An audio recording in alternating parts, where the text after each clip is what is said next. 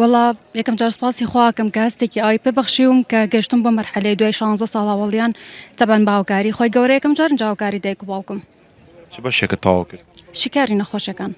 ئەم بەشە دڵخوازی خۆت بوو؟ بەڵێ زۆر چی وای لێ کردی بەشی شیکاری نەخۆشیەکان هەڵبژێریت؟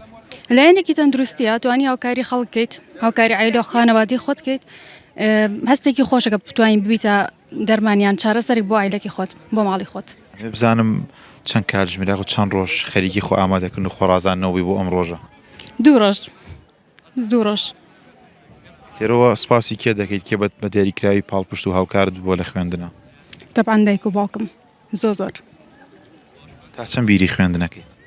وەڵای هێشتا یانی تاوا نەبوو بە تەواوەتی بڵێن هێشتا هاوڕەکانمانە بینینەوە بەڵام زۆر بیریەکەم بگرێ بیری ئامادەی شتێکم جا بگرێ بە زانکۆ.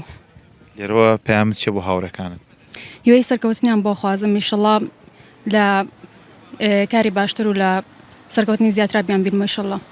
نیازی دوایمە بخوێنیتەوە یاخود دەست بە کار بکەیت لەو بەشێکە تەواوت کردووە؟ وەڵای ئینشەڵا حەزەکەم کار بکەم.